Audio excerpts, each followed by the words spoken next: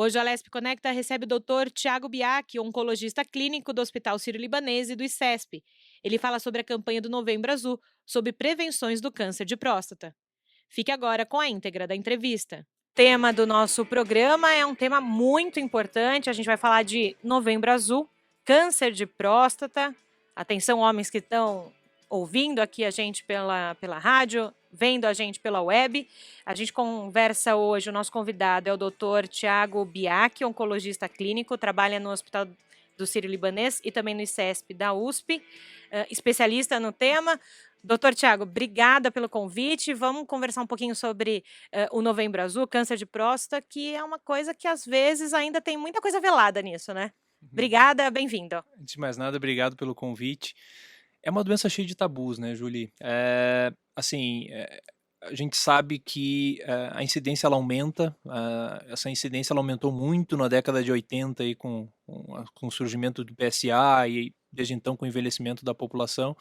Só que a gente tem algumas particularidades no câncer de próstata que a gente não tem em outros tumores. Então, eu como costumo falar, eu acho que o grande benefício de existir campanhas como o Novembro Azul é fazer o homem prestar atenção para a sua saúde como um todo, não só a questão do câncer de Uhum. próstata em si. Eu acho que o ideal seria que o homem tivesse um vínculo que poderia ser com seu urologista, como a mulher tem com a sua ginecologista, que é É a uma médica, parceria, né? é uma parceria. Porque que acontece em câncer de próstata, e a gente vai falar sobre métodos de rastreamento, mas existe uma coisa que é, nem todo câncer de próstata ele precisa ser tratado. E eventualmente nem todo câncer de próstata precisa ser descoberto. Então, uma das variáveis que a gente precisa avaliar em relação a essa questão de rastreamento é como anda a saúde daquele homem no resto, ao redor da próstata dele, ou seja, como Uhum. está o coração daquele homem, ele tem outras comorbidades. E por quê? Porque isso vai determinar o como que a gente deve, ou se a gente deve rastrear câncer de próstata naquele indivíduo. Então, não pode ser um médico que vai ver ele uma vez por ano. Então, o ideal seria esse vínculo ser mais próximo, como é com o ginecologista, né, da mulher, né?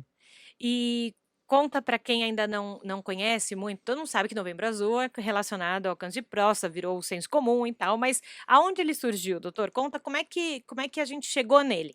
Esse movimento ele é relativamente recente. Ele surge na Austrália em 2003, a partir de um movimento chamado Movember, cujo a ideia, na verdade, era fazer o homem parar e pensar para a sua saúde. E aí a forma, enfim, de divulgação, digamos assim, desse tipo de movimento foi a questão do bigode, né, dos homens deixarem o bigode, e aí isso acabou virando, enfim, o símbolo, digamos assim.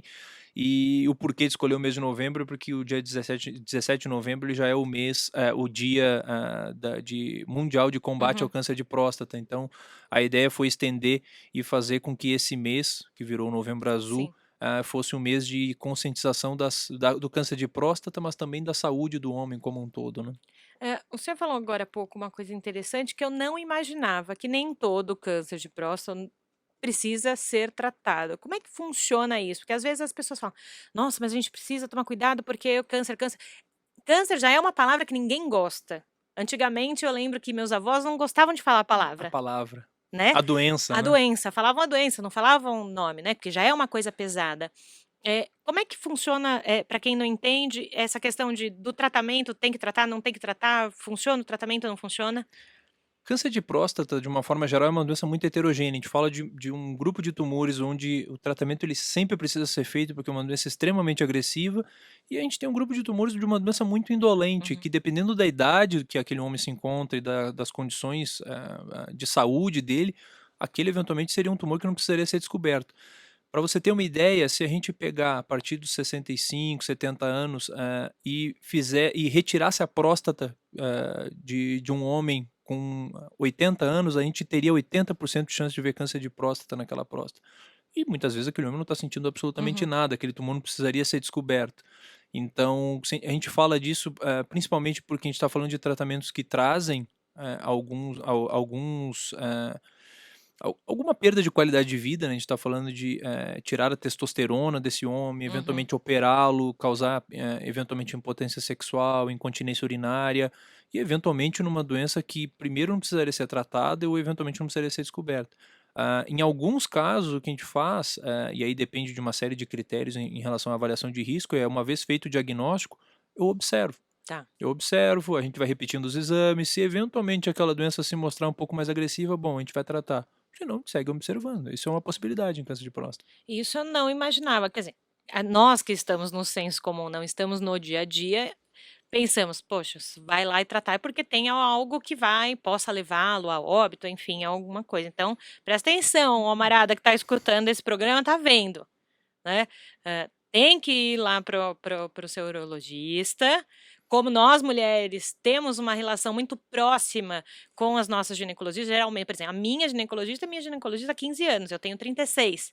Então, assim, praticamente conhece toda a minha vida, fez o parto do meu filho, enfim, tem toda a história, ela me conhece, né. E eu acho que isso que o senhor está falando, né, de conhecer o outro, né, de saber o histórico, que a Julie precisava fazer isso antes de engravidar, enfim, né, tudo isso. Exato, e é curioso, né? Porque assim, se a gente for falar de rastreamento de câncer de mama, ele também precisa ser feito lá a partir dos 50 anos. Talvez só que o vínculo da mulher com a ginecologista começa muito antes disso. E o ideal seria que o vínculo do homem com o homem com o seu urologista ou eventualmente com algum outro médico, que começasse muito antes disso, né? Que ele Uhum. não passasse a se preocupar com a saúde dele a partir do exame de PSA aos 50 anos. Então, até os 50 anos, muita coisa acontece, assim, muita hipertensão, obesidade, doença cardiovascular. Então, o ideal é que isso fosse puxado para antes, né? E que aos 50 anos começasse eventualmente o rastreamento do câncer de próstata, mas que o cuidar da saúde começasse muito Fosse antes, antes. né? E doutor Tiago, aqui no programa nós temos 2 quadros. O primeiro justamente, são pessoas que vão te fazer pergunta. Deixa o Josiel colocar a nossa vinheta que eu já te explico. Hora da pergunta. Como o nosso locutor falou aí, hora da pergunta. O que a gente faz? A gente anda aqui na Assembleia Legislativa, conversa com algumas pessoas e explica: olha, o tema do nosso programa é esse, câncer de próstata. E claro, nós falamos isso com a parte masculina aqui da Lesp, e eles têm perguntas para o senhor, então você escuta a pergunta e logo na sequência responde. Solta a primeira aí. Olá, meu nome é Fernando. Sempre se fala em hábitos saudáveis para prevenir doenças. Qual a prevenção pode ser mais efetiva contra o câncer de próstata? Existe uma? Quando a gente fala de fator de risco, para qualquer câncer em geral, a gente está falando de alguns que a gente consegue modificar e de outros que a gente não consegue modificar. Em câncer de próstata, os fatores de risco mais fortes são os que a gente não consegue modificar, ou seja, ficar velho, ter uma história familiar de câncer de próstata e, eventualmente, algumas doenças genéticas, digamos assim. Ah, a gente sabe que existem alguns fatores de risco que também têm impacto em aumento do risco de câncer de próstata que a gente consegue modificar, que são sedentarismo, obesidade, a questão, apesar de ser muito controversa essa questão de fatores dietéticos, a gente sabe que uma dieta rica em gordura, carne vermelha, enfim, a dieta que aumenta o risco de várias outras doenças, ela também pode ter impacto em relação ao aumento do risco de câncer de próstata. Um outro fator de risco que a gente sabe que a gente não consegue modificar é a questão etnia. A gente sabe que pacientes de origem negra, eles têm um risco maior de câncer de próstata, tanto que, teoricamente, o rastreamento é recomendado num momento um pouquinho mais precoce. Então, assim, hábitos de vida saudável não ser sedentário, não ser obeso, ter uma dieta balanceada. Eu acho que talvez os 3 grandes pilares que a gente consegue mudar, na verdade, né. Agora, outra coisa interessante que eu não sabia, que existe a questão étnica, né, o senhor falou, o homem negro talvez não, é comprovado, né, tem essa propensão, e aí é o quê? É questão biológica, questão estrutural mesmo? Na verdade, inclusive existem diferenças em alguns guidelines de algumas sociedades recomendam que para um homem caucasiano esse rastreamento comece aos 50 anos e que por fatores genéticos indivíduos da raça negra eles têm um risco aumentado de câncer de próstata e que para essa população o rastreamento começasse aos 45. Entendi. Então, se você tem um familiar de primeiro grau, ou seja, se o homem tem o pai que teve câncer de próstata ou se ele é de raça negra, o ideal é que esse rastreamento comece um pouquinho antes, mais para casa dos 45 do que os 50 anos. No próximo bloco, a gente continua o nosso bate-papo com o doutor Tiago Biak, oncologista clínico, que fala sobre prevenções e exames de câncer de próstata.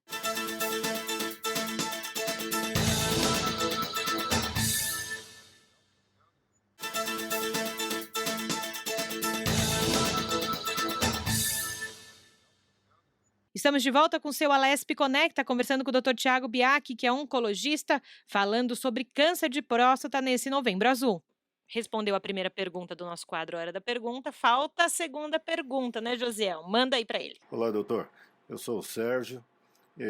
Eu quero saber em relação a câncer de próstata, a se prevenir em relação a isso, o que tem sido feito e sei lá, porque a gente, o homem, tem muito tabu em relação a isso, né?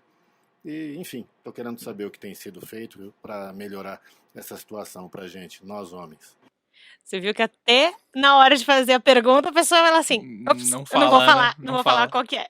Não fala daquele Não exame, né? fala daquele exame, então vamos falar. Sou mulher, eu vou falar. Exame de toque. Por que que é tanto tabu? Josiel, por que que é tanto tabu, gente?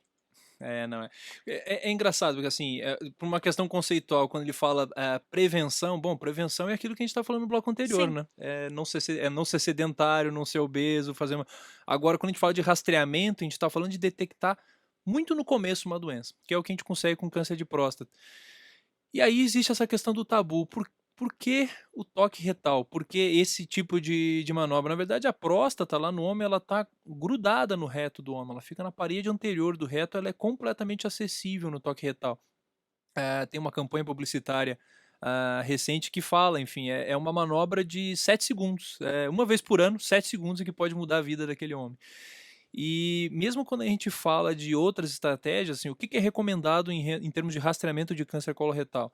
De câncer de próstata, que esses homens eles façam o toque retal e colham o PSA a partir dos 50 anos. E por que as duas coisas? Porque elas são realmente complementares. O que é PSA, para quem não PSA sabe? é uma substância que a gente consegue dosar no exame de sangue. Tá. É um exame de sangue bastante simples, bastante acessível e isso precisa ser, né? Assim, para a gente falar de rastreamento, precisam ser coisas acessíveis. Uhum. Então, assim, vai existir uma máquina super tecnológica que vai conseguir substituir isso? Pode ser que com o passar dos anos sim, mas isso vai estar acessível para toda a população? Provavelmente não. Então, essas duas estratégias elas são completamente acessíveis. E é importante que sejam feitos de forma complementar, porque a gente sabe que tem alguns tumores que a gente vai detectar um aumento do PSA e que o toque retal vai ser completamente normal. Uhum. E tem o contrário, tem tumores, inclusive os tumores mais agressivos de próstata, eles nem produzem PSA. Tem tumores que a gente vai fazer o toque Com retal o toque. e vai detectar um tumor grande, às vezes, na próstata, através do toque retal, a gente vai olhar o PSA daquele paciente e ele está normal. Então, a ideia é que sejam feitos de forma complementar, realmente, né? E o exame de toque, né, que é o que popularmente é chamado, precisa ser feito. Não existe essa, não, vamos pular. Então, Não precisa agora, deixa para o ano que vem. a gente, como oncologista, às vezes a gente vê o final dessa história, né, do pular. Sim. Então, muitas vezes o homem acaba fazendo o rastreamento, eventualmente só com PSA, que vinha sempre normal, Uhum. e aí chega num determinado momento e faz o diagnóstico de um câncer de próstata super avançado e agressivo. Mas como isso? Eu fazia o PSA todo ano. O tumor dele não produz PSA, isso acontece. Inclusive, são os tumores mais agressivos da próstata. Então, assim, ainda precisa. Hoje, 2019, é o método de rastreamento mais aconselhado que sejam as duas coisas feitas de forma combinada. Daqui a 10 anos, daqui a 20 anos, a gente vai ter algum outro método, óbvio que a gente vai tentar fazer de tudo para que a gente consiga obter métodos que tenham a maior aderência possível. Que a gente sabe que acho que talvez o grande problema em termos de aderência a esse tipo de exame, sem dúvida, é o preconceito ainda hoje, né? Preconceito e que o homem, como o senhor também falou da questão da parceria com a ginecologista, né, no caso da mulher, é saber que ele está ali para cuidar de você, né. Tem essa coisa da masculinidade, não deixar, homens, por favor, quem está ouvindo, é para a saúde de vocês, esqueçam, né, essa outra questão que vem maculada aí junto, né. Hoje a gente tem que pensar na saúde e ponto, né. Vai ter uma piadinha de um, de outro, se você vai no médico gaúcho, não vai no médico gaúcho, vai ter mas tudo bem, não tem problema. Entra na brincadeira e faça o exame, A né. gente estava contextualizando aqui, só que no intervalo a gente está fazendo piadas de gaúcho. Eu, como um gaúcho, estava sofrendo um pouco de bullying aqui. Não, realmente, acho que o grande tabu é a questão preconceito, assim. Acho que é algo que a gente precisa pensar como sendo a melhor forma de promover E saúde algo para aquele natural, indivíduo. né, de se fazer. Um exame absolutamente inócuo, assim, é óbvio, vai gerar um desconforto mínimo e momentâneo, que é o que a campanha fala de 7 óbvio, dos 7 segundos, segundos. que não vai influenciar em nada em termos de masculinidade de ninguém, enfim, não, Uhum. diferente de outros exames de rastreamento, como colonoscopia, por exemplo, que até existe risco de perfurar o intestino por Sim. causa do aparelho, etc. Aqui a gente está falando de um exame completamente inócuo Uhum. nesse sentido, então, assim, não tem por que deixar o preconceito vencer isso, né?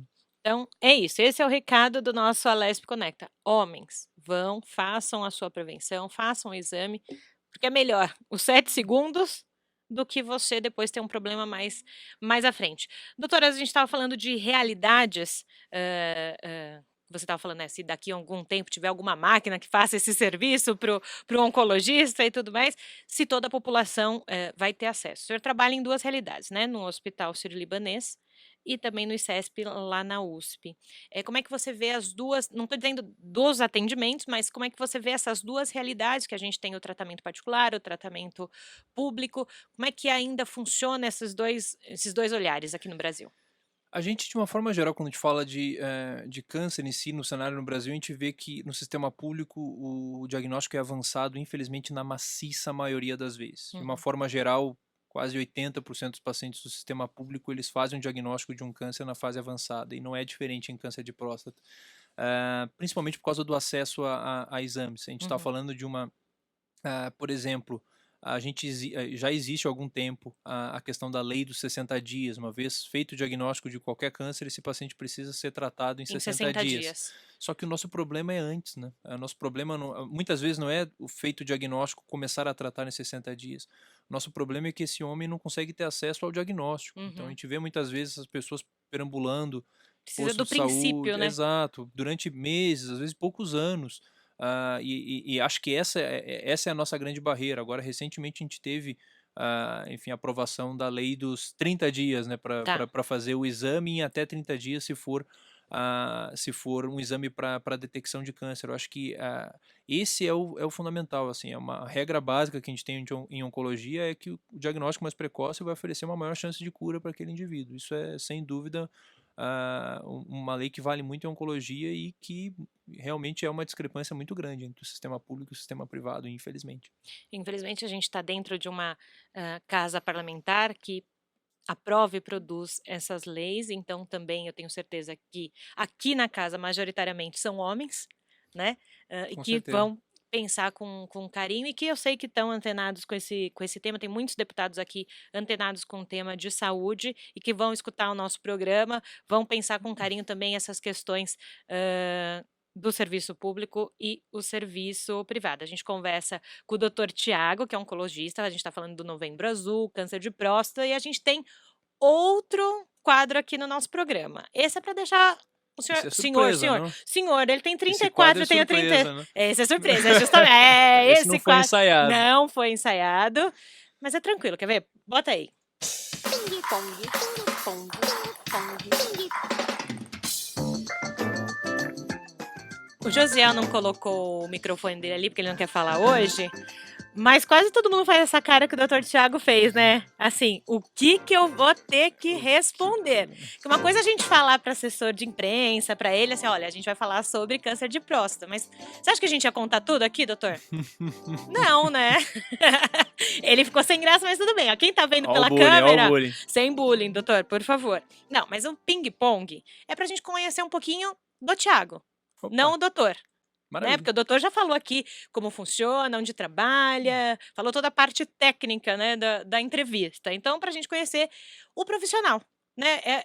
A gente até conversava também nos bastidores que quando você vai dar algum diagnóstico para o seu paciente, você não é o doutor Tiago só, né? Você é o Tiago que tem um histórico, você tem um pai, uma mãe, né? Uma família, e você tem que se colocar no lugar do outro. Então, daqui a pouco a gente fala disso, mas então falando da sua vida. Quando você não está em nenhum dos hospitais, o que você gosta de fazer? Para relaxar. Atividade física e Netflix. Netflix. Então dá uma dica de filme ou seriado. O que você vê no Netflix? Atualmente, Atualmente. uma série ocorrendo aqui em São Paulo, gravada aqui em São Paulo, que a gente acha fantástico. Eu e minha esposa assistimos com muita frequência, chama Psy. Psy. A eu não vou lembrar o nome do ator principal, mas a atriz principal é a Cláudia Hanna. Tá. E as cenas todas são gravadas aqui em São Paulo e são 2 psicanalistas com consultório um lado do outro e cada episódio uma história interessante, enfim, essa é uma dica, eu acho bacana. Não fugiu muito da área médica, né? Mas tudo bem. Sai, vamos lá. Dica de livro. Tô lendo o Leonardo da Vinci agora, é fantástico. E tá tendo uma exposição no MIS É justamente do fantástico. Leonardo Uma da mente Vinci. brilhante, eu acho que vale. Tipo de música. Pra correr, pra fazer uma atividade física. Que vai no seu podcast? Ah, Podcast não, na sua playlist. Pra eu escutar. gosto de The Killers. Ele é do rock. Eu gosto de The Killers, gosto de Metallica, gosto de U2. É pra realmente ir pra um outro mundo, né? Pra desligar. Desligar Pra mesmo, desligar. total. E como é que o Thiago foi ser médico? Eu nasci no interior do Rio Grande do Sul, Tá. numa cidade chamada Alegrete. Alegrete, eu acho que hoje Já em ouvi dia falar em deve Alegrete. ter 80 mil habitantes, mais ou menos. Uhum. O meu pai é um militar, não é aposentado, ele ficou ofendido, um militar na reserva hoje em dia. Vamos falar direitinho. E ele não era médico, mas ele trabalhava dentro do hospital militar da cidade. Tá. Então eu acabava frequentando muito aquele ambiente hospitalar Uhum. quando eu ia vê-lo. E aquilo sempre me atraiu. Enfim, ver aquelas pessoas de branco, pacientes cruzando, pessoas ajudando pacientes, e aquilo lá sempre me atraiu. Acho que, não sei, desde que eu me lembro de ter que pensar numa profissão, eu queria ser médico. Você pensou na medicina. E falei um pouquinho antes do Thiago, quando tem que dar um diagnóstico que não é legal, né? Muitas vezes, óbvio que não é legal, não só para o paciente, mas a família toda acaba. Você precisa se colocar no outro, né? É um ser humano ali na sua frente, né? A gente estava conversando antes aqui, né? Uma coisa que é interessante nessa especialidade é que ela faz a gente pensar diariamente em uma série de valores, né?